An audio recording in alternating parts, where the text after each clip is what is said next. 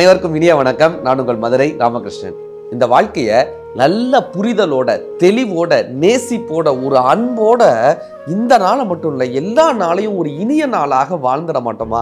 பிறர் மீது அக்கறை கொண்டு நாம் வாழ்ந்து விட மாட்டோமா? பிறரை புரிந்து கொண்டு நாம் வாழ்ந்து விட மாட்டோமா என்கிற மிகப்பெரிய முயற்சி தான் இந்த நிகழ்ச்சியினுடைய மாபெரும் நோக்கம்னே சொல்லலாம். சார், இந்த நிகழ்ச்சி பார்த்துட்டு நிறைய பேர் கமெண்ட்ஸ்லேயும் சரி, அல்லது தொலைபேசியில் தொடர்பு கொள்ளும் போதும் சரி, இந்த சமூக வலைதளங்களில் மெசேஜ் அனுப்பும் போதும் சரி, நிறைய கேள்விகள் தொடர்ந்து கேட்டுக்கிட்டே வருவாங்க. அதில் நிறைய பேர் சொன்ன விஷயம் என்னென்னா, சார் நான் என் குடும்பத்துக்காக இவ்வளோ விஷயம் பண்ணுறேன், நான் என்னை சார்ந்தவர்களுக்காக நான் எவ்வளவு மெனக்கிடுறேன், காலையிலிருந்து இரவு வரை அப்படி மாடாக உழைக்கிறோம், ஆனால் நம்ம யாருக்காக உதவி பண்ணுறோமோ அல்லது யாருக்காக உழைக்கிறோமோ, யாரை காப்பாற்றணும்னு நினைக்கிறோமோ அவங்களே நம்மளை குறை சொல்கிறாங்க சார். இந்த சுத்தி முதல் வட்டத்தில் இருக்கக்கூடிய மனிதர்களையே நம்மளால் திருப்திப்படுத்தவே முடியல சார். இந்த வாழ்க்கையில் நம்ம என்ன செஞ்சாலும் அந்த மனிதர்கள் திருப்தியாகவே மாட்டுறாங்க சார். அதே போல் அலுவலகத்தில், இது குடும்பத்தில் சொல்கிறாங்களா, அலுவலகத்தில் சார் மேலதிகாரியை திருப்திப்படுத்தவே முடியல. என்ன பண்ணாலும் இந்த மேலதிகாரி ஏதோ ஒரு வகையில் நம்மளை குறை சொல்லிக்கிட்டே இருக்காங்க. நம்மளுடைய கடமைகளை நம்மளால் செய்யவே முடியல சார். இந்த சமூகம் என்னை அங்கீகரிக்கவே மாட்டேன்றது சார். ஏதோ ஒரு வகையில் ஒரு தனி மனிதன் நான் இவ்வளவு தூரம் உழைத்தும் கூட எனக்கான அங்கீகாரம் கிடைக்கவில்லையே என்று ஏக்கப்படக்கூடிய மக்கள் இன்னைக்கு அதிகமான முறையில் இருக்காங்க. கரெக்டா? நான் எல்லாம் செஞ்சுட்டேங்க, ஆனால் என்னை அங்கீகரிக்கவே மாட்டாங்களே, என்னுடைய குடும்பம் என்னை அங்கீகரிக்க மாட்டேங்குது, என்னுடைய அலுவலகம் என்னை அங்கீகரிக்க மாட்டேங்குது, என்னுடைய சமூகம் அங்கீகரிக்க மாட்டேங்குது. ஏதோ ஒரு வகையில் இந்த மனிதன் ஒரு அங்கீகாரத்தை எதிர்பார்த்து கொண்டே இருக்காங்க. நாமுத்துக்குமார் கண் பேசும் வார்த்தைகள்னு ஒரு புத்தகம் எழுதியிருப்பார். கண் பேசும் வார்த்தைகள். அதில் ஒரு சம்பவம் சொல்றாரு. அவர் ஊட்டிக்கு போயிருக்காரு. வித்தியாசமான மனுஷங்க. இந்த நாமுத்துக்குமார் ரொம்ப வித்தியாசமான ஒரு மனுஷன். அவர் என்ன பண்றாரு, ஒரு முறை ஊட்டிக்கு போயிருக்காரு. போன இடத்துல ஒரு மாலை நேரம், ஒரு 4-4:15 மணி போல ஒரு மாலை நேரத்தில் அங்கே ஒரு பஸ்ஸை பார்த்துருக்காரு. உள்ளத்தி அப்படின்னு போட்டு ஒரு பஸ் நிற்கிது. பேர் வித்தியாசமா இருக்காடான்ட்டு அந்த பஸ்ஸில் ஏறிட்டாரு. உள்ளத்தி பேர் நல்லா இருக்கேன் ஏறுவோம்ட்டு ஏறியிருக்காரு. இது வரைக்கும் அங்கே போனது கிடையாது, அது என்ன இடம் இதெல்லாம் தெரியாது. உள்ளத்தின்ற பேர் நல்லா இருக்கு, அங்கே போய் என்ன இருக்குன்னு பார்ப்போமேன்னு ஏறுறாரு. இப்போ ஏறி அங்கே போகும்போது அவர் எழுதுறாரு, இந்த உலகத்திலேயே 3 விஷயங்கள் மிக அழகான விஷயங்கள். 1, சிரிக்கக்கூடிய குழந்தையினுடைய முகம். 2வது, பனி படர்ந்த உருளைக்கிழங்கு தோட்டங்கள். 3வது, ஒரு பள்ளத்தாக்கு நிறைய பூக்கள் இருக்கக்கூடிய பள்ளத்தாக்கு. இந்த 3ம் இந்த உலகத்தினுடைய ஆகச் சிறந்த அழகு.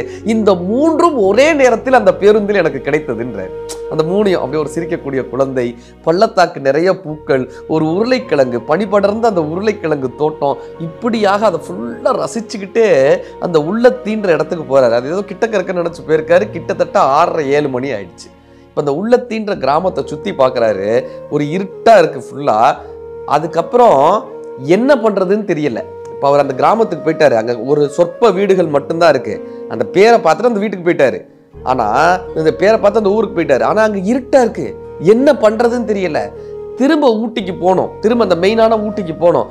அங்கே இருக்கிற மக்கள் கிட்ட கேட்குறாரு, நான் ஊட்டிக்கு எப்படிங்க போகிறதுன்றாங்க. அவங்க சிரிக்கிறாங்க, இனிமேல் இங்கே பஸ்ஸு கிடையாது, இனிமேல் ஊட்டிக்கு போகிறதுக்கு பஸ்ஸு கிடையாது, இருட்டாயிடுச்சுல, பஸ்ஸு கிடையாது. நீங்கள் ஒன்று பண்ணுங்க, இந்த மலை மேலே ஏறி போனீங்கன்னா, இந்த மேட்டில் ஏறி போனீங்கன்னா மேலூர்னு ஒரு கிராமம் வரும். அங்கிருந்து ஊட்டிக்கு ஜீப்பு போகும். தோட்ட வேலை முடிச்சுட்டு, டீ தோட்டத்தில் வேலை முடிச்சுட்டு எல்லாம் ஜீப்பு போகும்.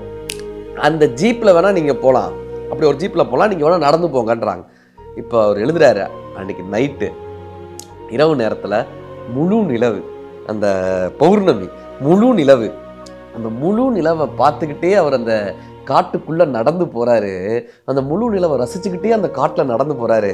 அவர் எழுதுறாரு, சார் காட்டில் யாருமே இல்லை, அந்த நிலாவை ரசிக்கிறதுக்கு யாருமே இல்லை, இருந்தாலும் கூட அந்த நிலா அந்த காட்டுக்கு அந்த அழகை புரிந்து கொண்டே தானே இருக்கு. யாருமே இல்லை, அந்த நிலா அழகா இருக்குன்னு சொல்றதுக்கு யாரும் இல்லை, அந்த நிலாவை ரசிப்பதற்கு யாரும் இல்லை, நிலாவை பற்றி கவிதை பாட யாரும் இல்லை, நிலா வெளிச்சத்திற்கு நன்றி சொல்வதற்கு யாரும் இல்லை. ஆனாலும் கூட அந்த நிலா அந்த காட்டிற்கு வெளிச்சம் தரத்தானே செய்கிறது.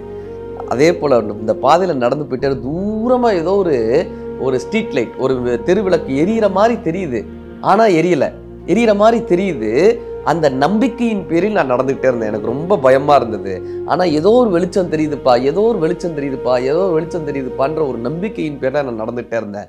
அப்போ அங்கே அந்த ஊரில் ஒரு திருமண நிகழ்வு நடந்துட்டு இருந்தது. அந்த மலைவாழ் மக்களினுடைய திருமண நிகழ்வு நடந்துகிட்டே இருந்தது. பின்பு நான் திரும்ப ஊட்டிக்கு வந்தேன். இந்த பயணத்தை எழுதிட்டு 7 வருடம் கழித்து அவர் எழுதக்கூடிய ஒரு பாட்டில் இந்த வரி அப்படியே பயன்படுத்துறாரு. காட்டிலே காயும் நிலவை கண்டுகொள்ள யாரும் இல்லை, தூரத்தில் தெரியும் வெளிச்சம் பாதைக்கு சொந்தம் இல்லைன்னு எழுதியிருப்பார். கண் பேசும் வார்த்தைகள் புரிவதில்லை, காத்திருந்தால் பெண் கனிவதில்லைன்ற பாட்டில் இந்த வரியை அப்படியே பயன்படுத்தியிருப்பார். எதுக்காக இதை அங்கே சொல்ல வந்தார்னா, சார் காட்டில் ரசிக்கிறதுக்கு யாருமே இல்லைன்றதுக்காக நிலா வராமல் இருக்கிறது இல்லைல்ல, நம்ம அக்னாலஜ் பண்ணலான்றதுக்காக நிலா அழகை குறைத்து கொள்வது இல்லைல்ல, நிலா அந்த வெளிச்சத்தை கொடுக்காம இல்லைல்ல. இதே மாதிரி தாங்க குடும்பத்தில், வேலையில், சமூகத்தில் நம்மளை ஒருத்தர் பாராட்டலன்றதுக்காக நம்மளுடைய அன்பை குறைத்து கொள்ளக்கூடாதுன்றதுக்காக நாமுத்துக்குமார் இந்த இடத்த ரொம்ப ஹைலைட் பண்ணி காட்டுவார். இந்த நிலாவிடம் எப்படி ஒரு அன்பு இருக்கிறதோ, இந்த இயற்கையிடம் எப்படி ஒரு அன்பு இருக்கிறதோ, அத்தகைய அன்பு நம்ம கிட்ட இருக்கணும். சார் சமீபத்தில் கிருஷ்ணரும் இந்த குசேலரனுடைய கதை நம்ம படிச்சிருப்போம்ல. குசேலர் ரொம்ப ஏழ்மையோடு இருக்கார். தன்னுடைய பால்யத்தில் தன்னுடைய நண்பனாக இருந்த குசேலரை கிருஷ்ணர் சந்திக்கிறார். ஏன்னா அவர் ரொம்ப ஏழ்மையாக இருக்காங்க. இப்போ குசேலர் என்ன பண்ணுறாரா, இந்த கிருஷ்ணரை சந்திக்கிறதுக்காக அவுள் எடுத்துகிட்டு வராரு சார். அவுள் எடுத்துகிட்டு வராரு. தன்னுடைய நண்பனை போய் பார்க்கணுன்றதுக்காக பிரியமா, இந்த கிருஷ்ணருக்கு அவுள் ரொம்ப பிடிக்கும்பா அப்படின்னு அவளும் அதில் கொஞ்சம் நாட்டு சக்கரையும் போட்டு எடுத்துகிட்டு வர்றாரு. அவரை பார்க்கறதுக்கு இவ்வளோதான், அவர்கிட்ட இருந்தது இவ்வளோதான்.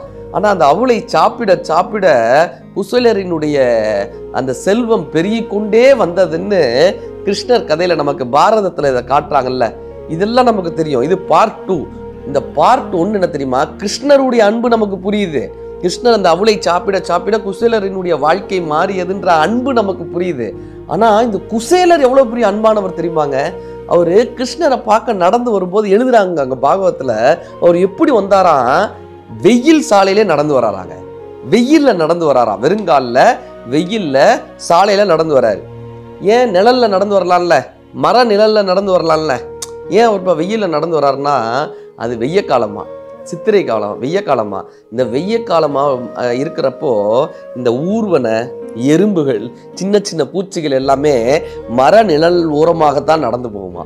அப்படி இவர் கிருஷ்ணரை பார்க்கறதுக்காக வேகமாக வரும்போது இந்த மர நிழல்ல நடந்து போகக்கூடிய அந்த ஊர்வன, அந்த பூச்சிகளை மிதிச்சிடக்கூடாதுன்ற பேர் அன்பின் காரணமா குசேலர் வெயில்ல நடந்து வந்தாராங்க. அவ்வளவு தூரம் அந்த வெயில்ல நடந்து வந்தாராம். குசேலர் தன்னால் முடிந்த அளவிற்கு எப்படியான பேரன்பில் இருக்க முடியுமோ அப்படியான பேரன்பில் குசேலர் இருந்தார். கிருஷ்ணர் அதை விட பேரன்பை அவருக்கு காட்டணுன்றதுக்காக இவரை மிகப்பெரிய செல்வந்தராக்கி அழகு பார்த்தாருன்னு இந்த பாகவதம் நம்ம கற்றுக் கொடுக்குது.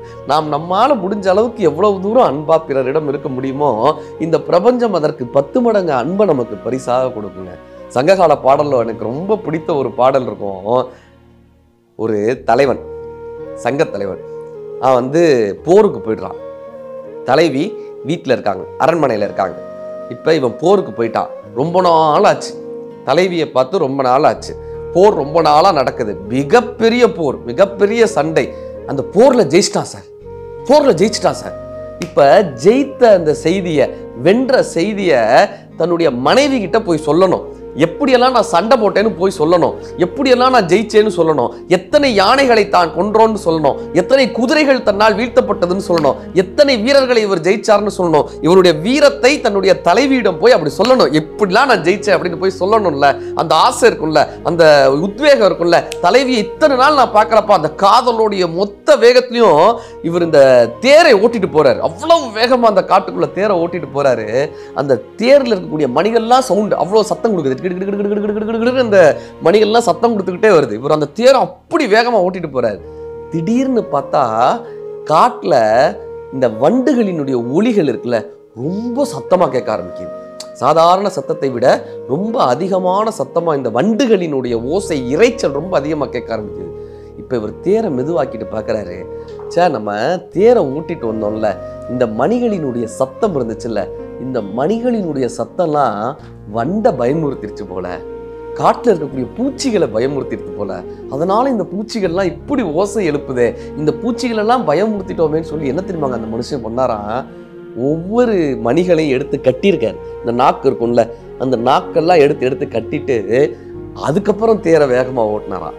தான் வேகமாக செல்லக்கூடிய அந்த வேலை ஒரு பூச்சிகளை, ஒரு உயிரினத்தை காயப்படுத்தி விடக்கூடாதுன்ற ஒரு பேரன்பு இருக்குல்ல, தான் தலைவியை செல்ல பார்க்கக்கூடிய அந்த நேரத்துல, தான் தன்னுடைய துணைவியை பார்க்க வேண்டும் என்று நினைக்கக்கூடிய அந்த நேரத்துல, வண்டு அதன் துணையை கூடிக்கொண்டிருக்கக்கூடிய இந்த நேரத்தை நான் தொந்தரவு செய்துவிடக் கூடாதுன்னு நினைக்கக்கூடிய ஒரு பேரன்பு இருக்குல்ல, நம்மால் இந்த பிரபஞ்சத்தில் இருக்கக்கூடிய ஒரு சிறு உயிரினமும் பயந்து விடக்கூடாது, அதனுடைய வாழ்க்கை கெட்டுவிடக்கூடாது என்று நினைக்கிற அந்த பேரன்பு இருக்குல்ல, அந்த பேரன்பின் மூலமாக மட்டும்தான் இந்த இயற்கையினுடைய பேரன்பை நம்ம பெற்றுவிட முடியும்.